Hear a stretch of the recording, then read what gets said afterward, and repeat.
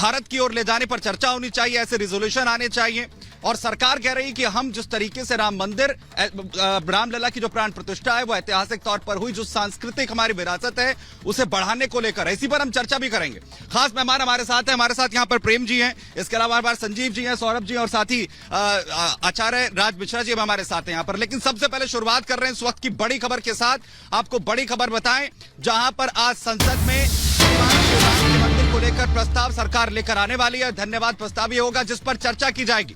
आपको बताएं, इसे लेकर व्हिप भी जारी किया गया है, जिसमें कहा गया है बीजेपी की तरफ से तमाम जो सांसद हैं, जो सहयोगी दल हैं, उनके तमाम जो सांसद हैं वो मौजूद रहे इस धन्यवाद प्रस्ताव को लेकर। और आपको याद होगा अभी हाल ही में उत्तर प्रदेश के अंदर भी विधानसभा में धन्यवाद प्रस्ताव जब लाया गया था तो उस पर भी सवाल खड़े जो हैं वो किए गए थे। चर्चा की अब यहां पर शुरुआत जो है वो कर रहे हैं तमाम मेहमानों के साथ। और सबसे पहले संजीव जी आपके साथ में शुरुआत कर रहा हूं। धन्यवाद प्रस्ताव का तो कम से कम विरोध नहीं होना चाहिए, क्योंकि अभी तक तो राम मंदिर का विरोध हो रहा था, अब उसकी शुरुआत धन्यवाद प्रस्ताव पर आ गई। और जब राम मंदिर, रामलला की प्राण प्रतिष्ठा हो रही थी तब श्रेय लेने का होड़ सब में थी। देखिए सुमित भाई, देश की राजनीति सबसे निचले स्तर पे है। मणिपुर धू धू करके 2 महीने तक जलता रहा और इसी सदन में 36 सेकंड में देश के प्रधानमंत्री ने निपटा दिया था उसको। उस पे मुंह खुलवाने के लिए अविश्वास प्रस्ताव तक लाना पड़ गया था। आज जब राम मंदिर बन गया है तो फिर राम मंदिर के नाम पर अब धन्यवाद प्रस्ताव। सवाल यह है कि मजबूत तो आप पहले से भी कह रहे हैं, चर्चा तो हुई ना आखिरकार, आप लोगों ने करवाई ना चर्चा उस पर। मजबूत तो पहले भी थे, मजबूत आज भी है, इसमें तो कहीं कोई दो मत ही नहीं है। लेकिन जिस बात पे चर्चा होनी चाहिए उससे क्यों भाग रहे हैं? 10 साल सरकार आपकी रही है तो 10 साल के उपलब्धियों के बारे में चर्चा करें। अब 10 साल के निगेटिव पॉइंट्स को ढूंढ के लाते हैं। और हद तो ये है कि डंके की चोट पे कहते हैं कि नहीं साहब, हम 10 साल पहले यदि ये बात लाए होते, यदि श्वेत पत्र लाए होते तो हमें कहा जाता कि राजनीति कर रहे हैं, राजनीतिक लाभ लेने का प्रयास कर रहे हैं। और आज क्या कर रहे हैं? आज लाभ लेने का प्रयास। ये कह रहे हैं कि क्या धन्यवाद प्रस्ताव पर जो चर्चा जो है वो नहीं होनी चाहिए। मैं राज मिश्रा जी के पास भी यहाँ पर आऊं, लेकिन सौरभ जी ये बताइए, कह रहे हैं कि राजनीतिक लाभ लेने की कोशिश जो है वो हो रही है। यह तो वही सवाल है जो लगातार प्राण प्रतिष्ठा से लेकर आज यहां तक पहुंच गया।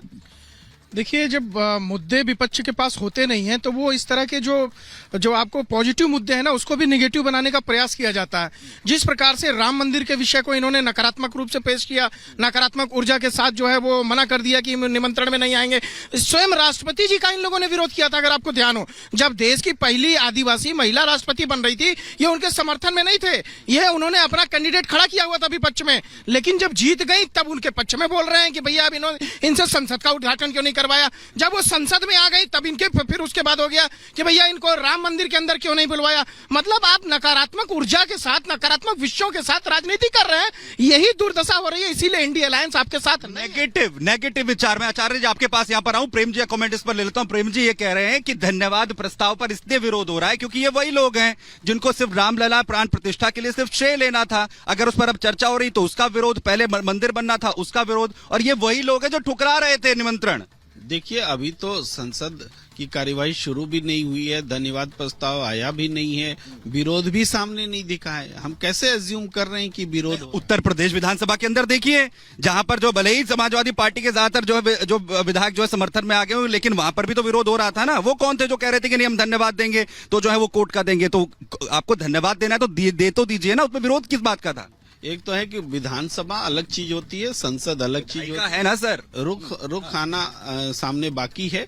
लेकिन धन्यवाद प्रस्ताव पेश करना सरकार की जिम्मेदारी भी है, वो कर्तव्य भी है, वो निर्वहन भी करते हैं। राम मंदिर पर चर्चा हुई है, वो रेजोल्यूशन भी लेने जा रहे हैं भारत संकल्प का, तो इस तरीके से। लेकिन ये चुके उनको कर रही है ना प्रेम जी, उनको करने दीजिए। अब मौका थोड़े मिलना है, जीत के आएंगे दोबारा तब तो। जीव जी तो कह रहे हैं कि इस पर चर्चा है, ये आखिरी मौका है, वो कर रहे हैं, करने दीजिए। लेकिन हाँ, बेरोजगारी, महंगाई कम कैसे करेंगे, बेरोजगारी कैसे बताएंगे, इसका भी तो एक रेजोल्यूशन लाए संसद। ये भी तो जरूरी है। देश की जनता को आप क्या दे रहे हैं जाते जाते? मैं राज मिश्रा जी आपके पास आ रहा हूं। क्या विकसित भारत का संकल्प ये रेजोल्यूशन हो है, या फिर भगवान श्री राम का को लेकर या उनकी प्राण प्रतिष्ठा को लेकर जिस तरीके से ये मंदिर जो है बना, क्या इस पर चर्चा नहीं होनी चाहिए? ये भारतीय संस्कृति का हिस्सा नहीं है, ये विकसित भारत की तस्वीर नहीं दिखाता है? सुमित जी, 500 से ऊपर वर्ष हो गए जब से इस देश का जो 85% सनातनी है वो इंतजार कर रहा था कि हमारे इष्ट की मंदिर बनेगी और वहां पर हम पूजा करेंगे, उनका स्मरण करेंगे। और आज अगर वो मंदिर बनती है, बीजेपी अपने मैनिफेस्टो में लेकर के आई थी, भाई आपने भी 70 साल से ऊपर राज किया, आपने क्या किया है, क्यों नहीं बनवा दिया आपने मंदिर? अगर उसने ये काम किया है तो हम सब धन्यवाद करते हैं और लाना चाहिए इस पर प्रस्ताव। आज तक किसका बखान किया जा रहा था? आज तक सिर्फ और सिर्फ अगर बखान किया जा रहा था तो अकबर का किया जा रहा था, जहांगीर का किया जा रहा था, लोधी का किया जा रहा था, सिकंदर का किया जा रहा था। और आप उठ दिल्ली में निकल करके देख लीजिए, अधिकतम रोडें आपको इन्हीं के नाम पर मिलेंगी। कोई रोड राम के नाम पर आपको जल्दी नहीं मिलेगी, वाल्मीकि के नाम पर, तुलसी के नाम पर आपको बहुत सारी रोडें ढूंढनी पड़ेगी। तो भाई अगर आया है, अच्छा विकसित भारत की चर्चा कर रहे हैं, भाई आप लोग विकसित भारत की चर्चा कर रहे हैं, आप लोगों ने अभी तक क्या किया? और बता दूं आपको, राम मंदिर बनने से पूरे उत्तर प्रदेश की व्यवस्था बदल गई है, पूरे उत्तर प्रदेश की। आज आप देख रहे हैं, चाहे वहां चाय बनाने वाले से लेकर के और वहां जो लोग अपना चाहे वाहन का काम कर रहे हैं, चाहे फ्लाइट की बात की जाए, चाहे ट्रेनों की बात की जाए, सबकी ये ओवरऑल डेवलपमेंट हो रहा है ना संजीव जी। विकसित भारत का जिक्र कर रहे हैं सर, तो चर्चा सिर्फ राम मंदिर को लेकर नहीं है ना, ये तो ओवरऑल डेवलपमेंट की बात है। और यही बात जो है पहले से कही जा रही है। सुमित भाई, आस्था पे कोई सवाल नहीं, लेकिन आपको लगता हो कि राम मंदिर बना देने से सारी व्यवस्थाएं ठीक हो जाने वाली है? तो हिंदुस्तान के हर एक सूबे में राम मंदिर बना दी जाए, कॉलेज बंद किए जाएं, स्कूल बंद किए जाएं, बेरोजगारी के लिए जो वैकेंसी निकाली जाती है नौकरी के लिए वो बंद किए जाएं, और इसी तरह से मिठाई की दुकानें खोली जाएं, प्रसाद की दुकानें खोली जाएं, अपने बच्चों को फल माला का दुकान आप खुलवाइए वहां पे। बस यही बाकी रह गया और इसी तरह से विकसित भारत होगा। ये सुमित जी, तो फिर 2019 में राहुल गांधी कह रहे थे कांग्रेस मुस्लिमों की पार्टी है।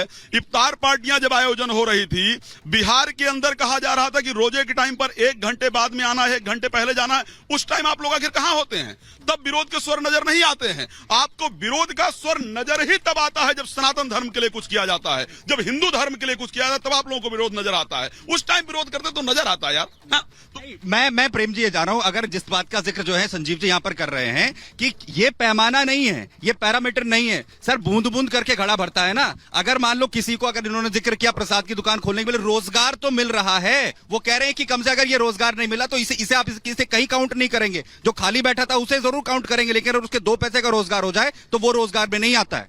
देखिए, आप संतुष्ट हैं?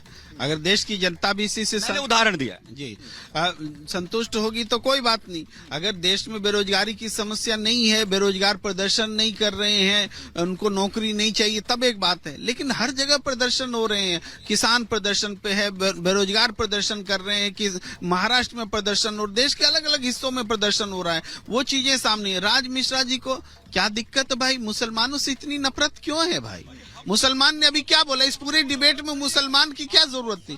लेकिन राज मिश्रा जी जो हैं, मुसलमान के नाम से पता नहीं इनको क्या बेचैनी है। क्या इस देश में मुसलमान इस देश के नागरिक नहीं है? उनको आप सौतेला बना के रखना चाहते हैं? क्या है, वो भी हिंदुस्तान का हिस्सा है। किसी भी वर्ग के लिए नहीं होना चाहिए ना ये तो। और सवाल ये तो एक वर्ग, मैं आ रहा हूँ राजी, एक मिनट आपका क्या बात? देखिए, बात हिंदू और मुसलमान की तो है ही नहीं, वहां का तो मुस्लिम भी खुश है राम मंदिर बनने से।